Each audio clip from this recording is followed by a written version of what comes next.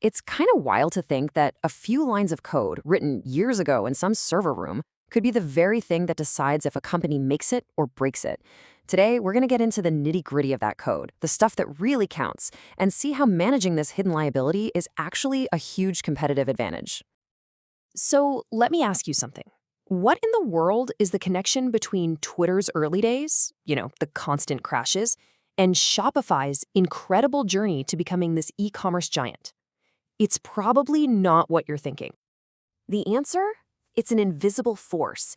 It's this silent drag that, if you're not paying attention, can pull even the most promising companies right under. And we're not talking about a market shift or some new competitor. Nope, this is something that builds up from the inside out. Okay, let's pull back the curtain on this thing. It's time to give this force a name and really dig into what it is. It's called technical debt. Just think of it like this. You're building something, and you take a shortcut. You pick the quick and easy way to get a new feature out the door, even though you know, deep down, it's not the right way. You tell yourself you'll come back and fix it later. Well, that later is the debt you just took on. And this is where the metaphor gets, scary accurate.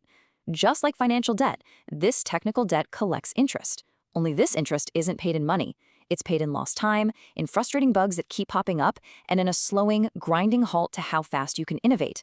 Pretty soon, you're spending all your time just paying off the interest instead of building anything new.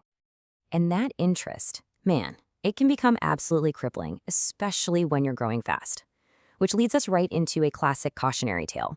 What happens when your own success breaks you?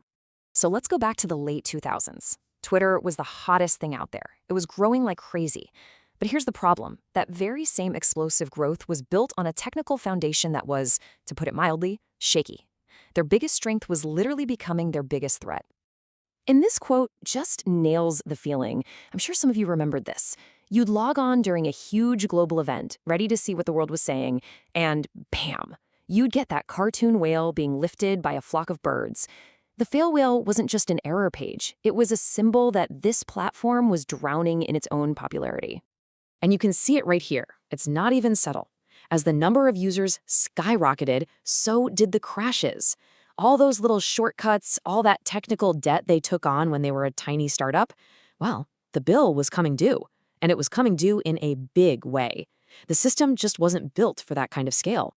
So this is usually the point where total panic sets in. You see that your whole system is failing, which leads companies right into what we call the all-or-nothing trap. I mean, really think about that for a second. It's a terrifying question for anyone in tech. Your platform is live, millions of people are using it, but you know the foundations are crumbling. How do you possibly replace the engine of a car while it's barreling down the freeway?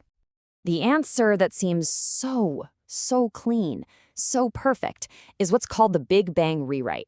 The idea is you just toss everything out and start fresh. Build a brand new, perfect system from the ground up. It sounds great, right? Clean slate? But here's why that's such a dangerous gamble. First off, it can totally paralyze your business. For months, maybe even years, your engineers are busy rebuilding the old stuff, not shipping cool new features your customers actually want.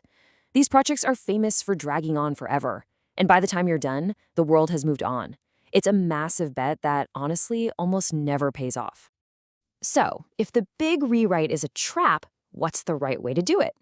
Well, that brings us to our hero case study, Shopify's really smart investment. By 2017, Shopify was in a really similar boat to early Twitter. They were a huge success, but their platform was built on an older framework that was starting to show its age. This technical debt was making it hard to keep things secure, and more importantly, it was slowing them down. A lot. They couldn't get new features out to their merchants fast enough. But instead of that risky big bang, Shopify did something brilliant. They treated it like a strategic business problem. They had this three-pronged approach. First, they let their teams build new features on the new system while the old one was still running. Second, they migrated gradually, piece by piece, not all at once.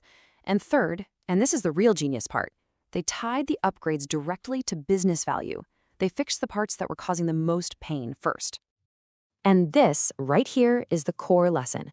What Shopify got right is that your code, your servers, your infrastructure, that's not just some nerdy engineering thing.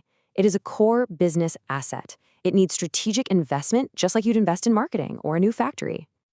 So, let's bring it all together. What have we learned?